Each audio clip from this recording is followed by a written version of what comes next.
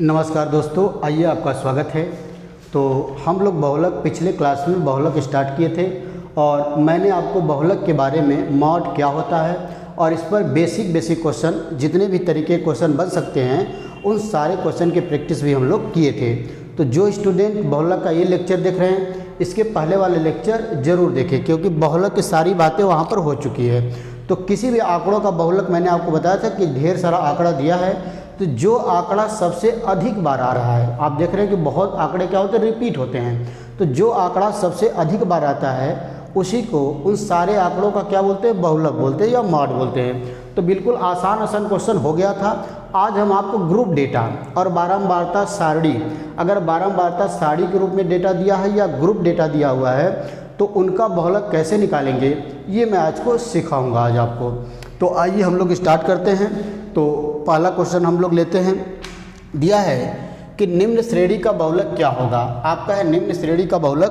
Question मैं लिख दे रहा हूँ, यहाँ पर चर है और यहाँ पर बारंबारता जिसको यफ से दिखाते हैं, आप जान रहे हैं। चर आपका क्या है भाई, 10, 20, 30, 40, 50 और आपका जो बारंबारता है वो 2, 1, 3, 1 और 3 है।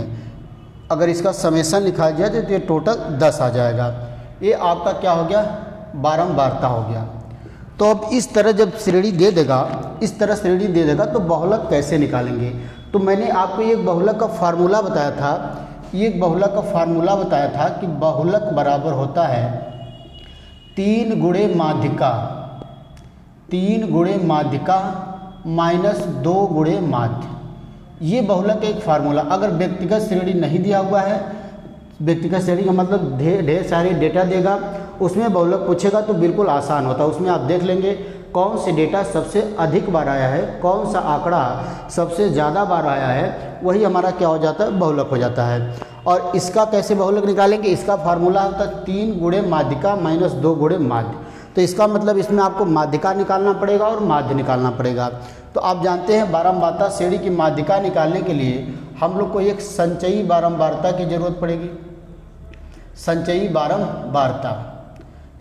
बारंबारता की जरूरत पड़ेगी। संचयी बारंबारता क्या होता है भाई, इसका 2 होगा, अगले पद का 1 जुड़ जाएगा 3 हो जाएगा, फिर अगले का 6 हो जाएगा, अगले का 7 हो जाएगा, फिर 10 हो जाएगा। ये आपका क्या हो गया, संचयी बारंबारता। तो आप देख रहे हैं कि टोटल कितना पद है, n पद है।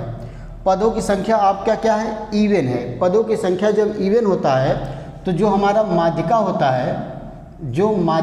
है, आप जानते हैं कि 10/2वां पद प्लस 10/2 प्लस 1वां पद निकाल के उसका आधा कर देते हैं। ये सब चीज़ें माध्यिका वाले लेक्चर में बहुत डिटेल में मैंने आपको बताया है। तो फिर से कह रहा हूँ कि जो स्टूडेंट 20 से जुड़े हैं वो फर्स्ट लेक्चर से ज़रूर देखेंगे।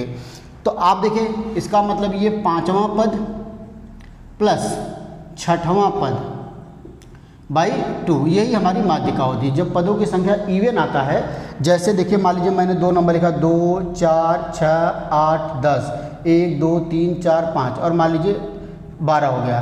तो यहाँ पदों की संख्या इवन है, तो इसकी माध्यिका कैसे निकालते हैं, ये बीच का दोनों पद जोड़ के उसका क्या कर देते हैं, आधा कर देते हैं। तो यहाँ पर 5वां पद और 6वां पद आधा कर देना है। तो अब संचयी बारंबारता देकर ये बताइए कि 5वां और 6वां पद कौन सा होगा। तो आप देखिए यहाँ तक बारंबारता 3 है, इसका मतलब 3 तीसरे पद, यहाँ तक 3 पद आएंगे, फिर उसके बाद 4था, 5वां, 6वां यहाँ आएगा। तो इसका मतलब कौन सा पद होगा, 30 होगा। 4था, 5वां, 6वां मतलब 5वां पद भी 30 होगा और 6वां पद भी 30 होगा। तो यहाँ पर आप करेंगे 30 प्लस 30/2, तो माध्यिका कितनी आ जाएगी भाई, 30 आ जाएगी। ये तो हमारी क्या आ गई, माध्यिका आ गई। अभी हमको मीन निकालने की ज़रूरत है, मतलब माध्य, मीन। और मीन बराबर आप जानते हैं कुल आंकड़ों का योग बटा कुल आंकड़ों की संख्या। तो कुल आंकड़ों का योग कैसे निकालेंगे, देखिए एक लाइन में और बढ़ा रहा हूँ यहाँ पे, f(x) ये क्या होता है, ये आपका मीडियन है, माध्यिका है। ये हम लोग माध्यिका निकाल चुके हैं, तो अब देखिए 10 कितनी बार आया है, 2 बार, तो टोटल योग कितना हो जाएगा, 20। 20 कितनी बार है, 1 बार, तो टोटल सम 20। 30 कितनी बार? 3 बार, तो टोटल सम 90।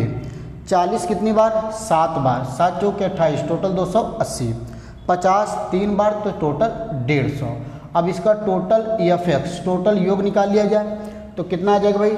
0, 8 5 13 और 13 और 9 22, 22 2 24 और 2 26, 2 बच गया, 2 1 3, 3 2 5, 560 आ रहा है। एक बार फिर से देख लीजिए, बिल्कुल सही आना चाहिए, जोड़ने में कोई गलती नहीं होना चाहिए। 10 2 बार आए तो 20 हो जाएगा, क्लियर है। 10 एक बार, 20 एक बार तो 20 होगा, 30 3 बार तो 90 होगा, 40 एक बार, देखिए ये गलत कर दिए, बारंबारता से गुणा करना है, तो 40 एक बार है तो 40 होगा और 3 150 हो जाएगा, तो इसका मतलब एक गलत आया होगा। तो फिर से देख लेते हैं, 0 5 4 9 9 18 2 22, 22 और 2 24, 2 बच गया और 2 1 3, 340। तो ये कितना आ गया? टोटल पदों का योग आ गया। तो माध्य कैसे निकालें? कुल पदों का योगफल बटा कुल पदों की संख्या मतलब 2, तो कितना आ गया? 34। एक बार फिर से आप काउंट कर लीजिए, बिल्कुल आपका कैलकुलेशन गलत नहीं होना चाहिए, नहीं तो आंसर गलत आ जाएगा। यहाँ पर 0 होगा, ठीक है, 5 4 9 9 9 18 2 20 2 22, देखते रहे यहाँ पर 2 आएगा, 320, मतलब यहाँ पर आ जाएगा 320 मतलब 32। तो हमारा माध्य कितना आ गया भाई? 32 आ गया। तो अब बहुलक का फार्मूला क्या है? 3 गुणे माध्यिका माइनस 2 गुणे माध्य। तो यहाँ पर देख लीजिए, माठ को हम 0 से भी दिखाते हैं, तो 3 गुणे 30 माइनस 2 गुणे 32, तो कितना हो जाएगा? 90 माइनस 64 बराबर आंसर आ जाएगा 26। यहाँ ऊपर देख लें, अगर नीचे किसी को नहीं दिखा तो क्या होता है? माठ क्या होता है भाई? 3 गुणे माध्यिका, 3 गुणे 30 माइनस 2 गुणे माध्य, कितना है? 32, तो ये हो जाएगा 90 माइनस 64 बराबर 26। ये क्या आंसर आ गया भाई? 26। तो बहुलक क्या होगा इसका? 26 आंसर बिल्कुल करेक्ट होगा। तो बहुत ही आसान क्वेश्चन है, बस आपको तरीका पता होना चाहिए, आपको कॉन्सेप्ट समझ में आना चाहिए। तो आइए अगला क्वेश्चन देखते हैं। अब ग्रुप डेटा, जैसा हेडिंग आप देख रहे हैं कि हम लोग का हेडिंग है वर्गीकृत आंकड़ों का बहुलक। वर्गीकृत आंकड़ों का बहुलक कैसे निकाला जाए? ग्रुप डेटा का बहुलक कैसे निकाला जाए? वर्गीकृत आंकड़ों का बहुलक, तो देखिए फार्मूला इसका जो है कि मैं क्वेश्चन लिख दे रहा हूँ। वर्गीकृत आंकड़ों का बहुलक निकालना है, तो दिया है कि निम्न सारणी का बहुलक क्या होगा।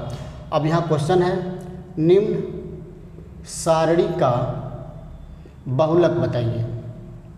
निम्न सारणी का बहुलक, यहाँ पर वर्ग अंतराल और यहाँ है आपका बारंबारता, ये सारणी दिया है, बारंबारता सारणी दिया, वर्ग अंतराल और बारंबारता। वर्ग अंतराल कितना दिया भाई? 6 से 10, 11 से 15, 16 से 20, 21 से 25 और 26 से 30। बारंबारता दिया आपका 20, 30, 50, 40 और 10, ये सारणी दिया है, ये सारणी। और टोटल एफएक्स की ज़रूरत पड़ेगी तो बाद में हम लोग निकालेंगे। अब निम्न वर्गीकृत, आप देख रहे हैं कि वर्गीकृत आंकड़ों का बहुलक हम आपको बताने जा रहे हैं। वर्गीकृत आंकड़ों का बहुलक क्या होता है? इसका एक फार्मूला होता है, बिल्कुल उसी फार्मूले पर क्वेश्चन आएगा ही आएगा, श्योर है। तो वो फार्मूला आपको याद कर लेना है बिल्कुल।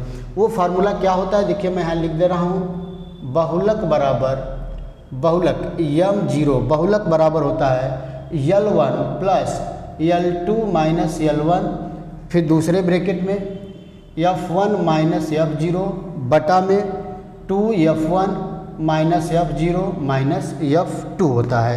ये होता है इसका फार्मूला। अब आप देखिए, आप समझिए कि L1 क्या होता है, L2 क्या होता है और F1 क्या होता है, F0 क्या होता है। तो जो L1 होता है वो होता है बहुलक वर्ग की निम्न सीमा, बहुलक वर्ग की निम्न सीमा होता है। और जो L2 होता है वो बहुलक वर्ग की उच्च सीमा होता है। L2 क्या होता है? बहुलक वर्ग की उच्च सीमा होता है। और आपका जो F1 होता है वो होता है बहुलक वर्ग की बारंबारता। आपका जो F0 होता है वो बहुलक वर्ग के पहले वर्ग की बारंबारता।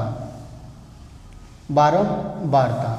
और जो आपका F2 होता है वो बहुलक वर्ग के बाद, जस्ट बाद के वर्ग की बारंबारता होता है। तो आप समझ पा रहे हैं बहुलक का फार्मूला होता है L1 plus L2 minus L1, दूसरे ब्रैकेट में F1 माइनस F0 बटा में 2F1 minus F0 minus F2। आपको मैंने सारी चीज़ बता दिया। L1 क्या होता है भाई, बहुलक वर्ग की निम्न सीमा। L2 क्या होता है, बहुलक वर्ग की उच्च सीमा। F1 क्या होता है, बहुलक वर्ग की बारंबारता। और F0 क्या होता है, बहुलक वर्ग के एक जस्ट पहले की बारंबारता। और F2 क्या होता है, बहुलक वर्ग के जस्ट बाद की बारंबारता। बहुलक वर्ग के जस्ट बाद की बारंबारता होता है। तो अब देखिए, अब बहुलक वर्ग किसे कहेंगे, तो आप देख लीजिए बारंबारता सबसे अधिक कौन है, 50 है। तो 50 के सापेक्ष जो भी वर्ग होगा वही बहुलक वर्ग कहलाएगा। 16 से 20, इसका मतलब जो हमारा बहुलक वर्ग है वो 16-20 है।